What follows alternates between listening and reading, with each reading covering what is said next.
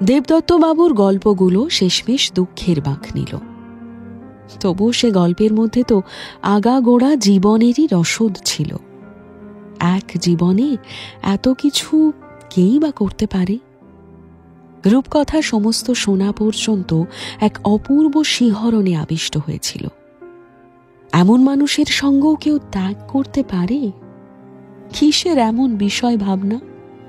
বসে বসে কল্পনার সুযোগ পেলে সবাই মনে মনে রবীন্দ্রনাথ আওড়ায়, ইহার চেয়ে হতাম যদি আরব বেদুইন, চরণতলে ধূসর মরু, দিগন্তে বিলীন। কিন্তু এমন দিগন্তে যে আদৌ বিলীন হওয়া মধ্যবিত্তের হাতের রেখায় নেই, এ কথা রূপকথা নিজেও জানে। পাবলুর কথাও এই প্রসঙ্গে ওর মনে পড়ছিল। পাবলু এসব টাকা পয়সা গ্রাহ্য না করে গান গাইতে চেয়েছিল। রূপকথা নিজের যৌবনেও ওর পাশে থাকতে পারেনি। এসব পরবর্তী জীবন অনেক পরের কথা।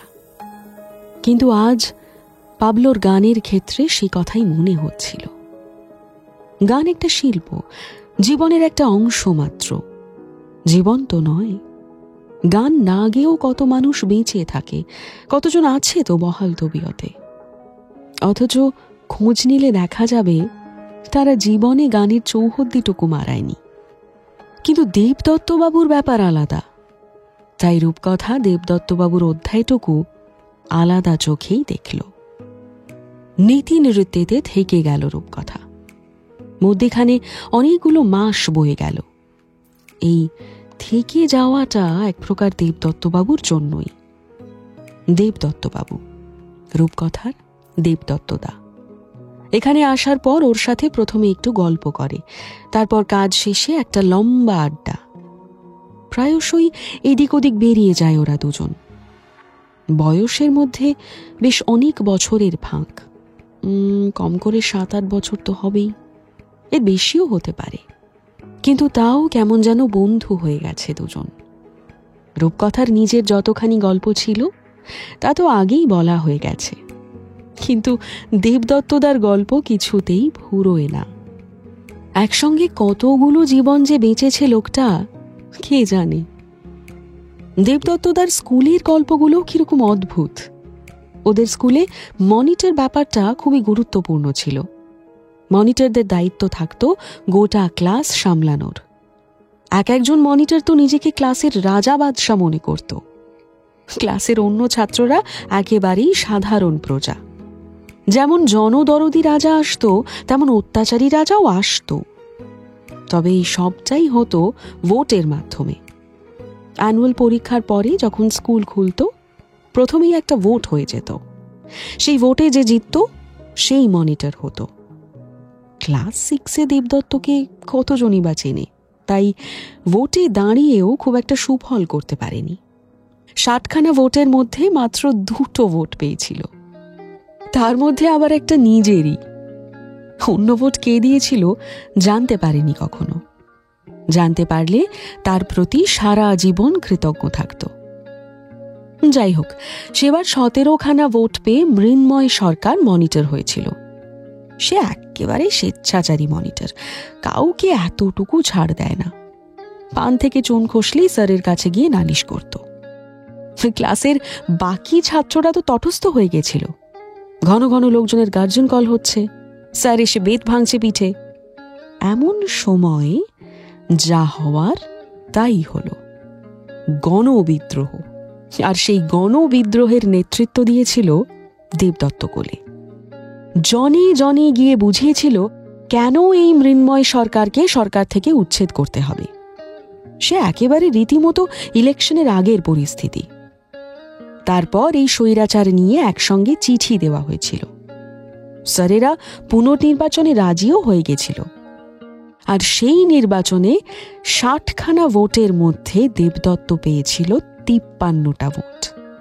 ইলেকশন কমিশনারের তো চোখ কপালে উঠে যায়। তারপর থেকে বলতে গেলে পুরো ক্লাসরুমই রামরাজ্য হয়ে যায়। ছাত্রদের দাবি দেওয়া শোনা হতো। কোন স্যার কাকে দেখতে পারে না, তাকে সেই স্যারের ক্লাসেই পত্রিকার কাজে পাঠিয়ে দেওয়া হতো। যতবার ইচ্ছে টয়লেট যাওয়া যেত। ফিরতে দেরি হলেও দেবদত্ত কিছু বলতো না। এত কিছু শোনার পর অনেকক্ষণ চুপ করেছিল রূপকথা। তারপর দেবদত্তর দিকে তাকিয়ে জিজ্ঞেস করল, স্কুলের মধ্যেও এত কিছু করা যায় দেবদত্তদা? তোমার কাছে এই গল্পগুলো শুনি, কিন্তু কিছুতেই বিশ্বাস হয় না। কি মনে হয় আমি মিথ্যে বলি?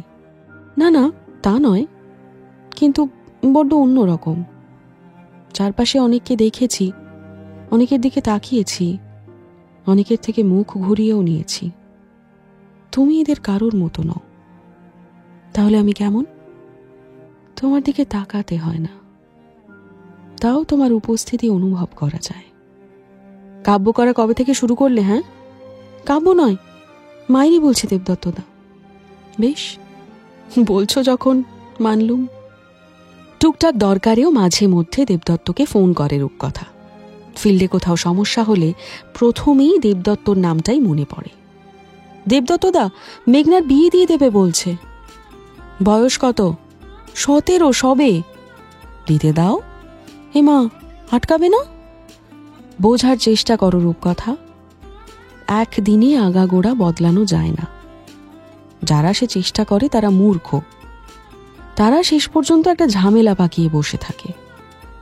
আগে 12-14 বিয়ে দিত, এখন সেটা 17 এসেছে।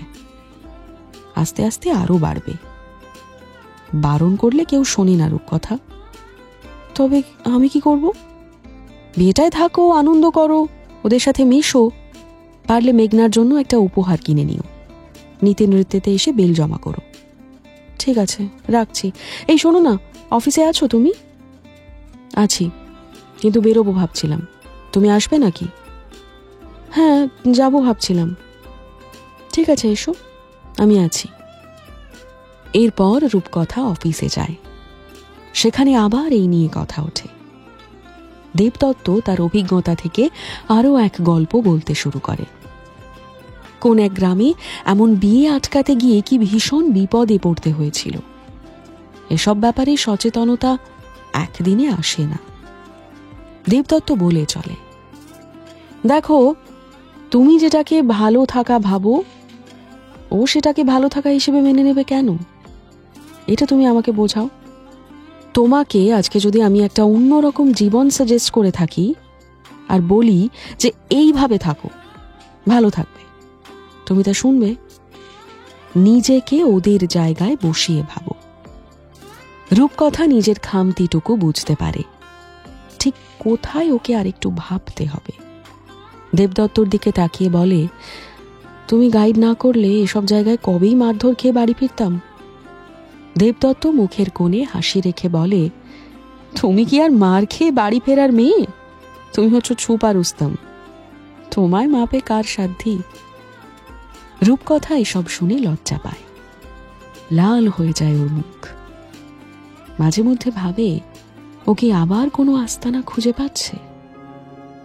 তবে এসব ভাবনা বড় অবান্তর, রূপকথা জানে। কিন্তু তাও মনকে তো থামানো যায় না। যা কিছু নিষিদ্ধ তা ভাবতে বড় স্বাদ হয় মনের। সেখানে কোনো লুকোচুরি চলে না। রূপকথা তাও ইনিয়ে বিনিয়ে দেবদত্তকে জিজ্ঞেস করে, আচ্ছা, তারপর তুমি আর কাউকে ভালোবাসলে না? আর কাউকে ভালো লাগলো না? দেবদত্ত পুলিশের দৃষ্টিতে রূপকথার দিকে তাকায়। রূপকথার সমস্ত সাহস চোরের মতো কোথায় যেন পালিয়ে যায় কিংবা লুকিয়ে যায়। কিছুতেই সেসব সাহস খুঁজে পায় না। বুকটা ছ্যাঁত করে ওঠে, ঠোঁটটা কাঁপতে থাকে। এমনভাবে ভয় দেখিয়ে বাচ্চা ছেলের মতো নিষ্পাপ হাসে দেবদত্ত। নাটকীয় ভঙ্গিতে বলে, একটি নিয়েই গলদ ঘর্ম, 2 পাঠেতে নেই গোলক। তারপর আকাশের দিকে তাকিয়ে নমস্কার করে। রূপকথা কোথাও একটা দমে যায়।